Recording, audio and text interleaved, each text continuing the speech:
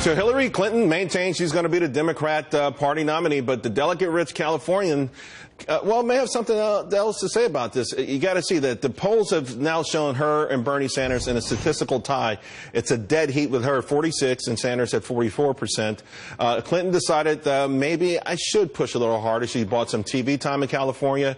So obviously she's worried. The question now is, what are her chances and what happens if she does not win California? Jillian Melcher, Ashley Spillane, and Christian Bedford are with me. Ashley, let me start with you. Hillary Clinton, even if she does win California, it won't be by that amazing double-digit lead that she had once before. How wounded of a candidate is she now? I mean, at the end of the day, the contested primary is actually a really good thing for the country, for California. But is it a good thing for Hillary Clinton? Well, I think it's a good thing that there are going. Ultimately, I think yes. I mean, it's a good thing that there are so many new voters being brought into the process. That the Democratic primary is inspiring so many people to come out. California has registered an estimated 1.5 to 2 million new voters in this year in the lead up to the primary election. It's a great thing and a great opportunity to continue to put the message out there that young people's issues matter. Right. Listen, I agree that the entire voting, the entire primary process has been an amazing reawakening for Americans. Americans are engaged, but I disagree, Jillian, with the notion that somehow this has been helping Hillary. The longer Bernie Sanders has lingered in this thing, the worse her poll numbers are against him and against Donald Trump. You're absolutely right. She is a fundamentally undesirable candidate, and I think the Democratic Party has shown again and again that if it has another alternative, they'll really consider it before they consider Hillary.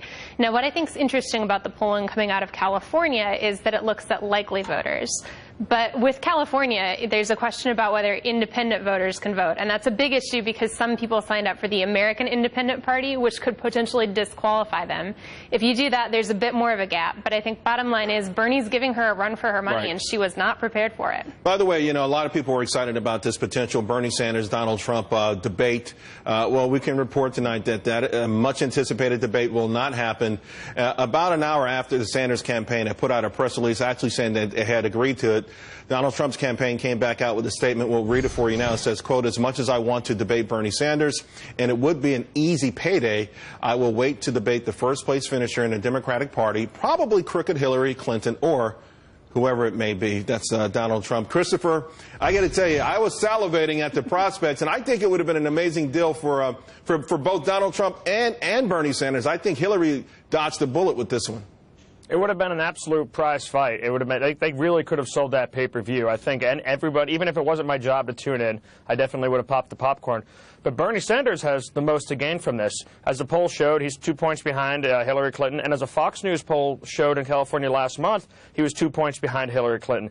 She's in trouble, and she's just begging to hold on to these superdelegates, who, by the way, can switch. She had the superdelegates against Barack Obama, and they ended up going to Obama. So Bernie Sanders needs to get anything, any ground. If he could have a knockout punch against Donald Trump, which is unlikely, on the debate stage, that would really give him a boost. Donald Trump's got less to gain right now. He should allow the civil... he's got no reason to jump into the middle of the Civil War other than just to snipe from the side, at least politically speaking. All right, guys, thanks a lot.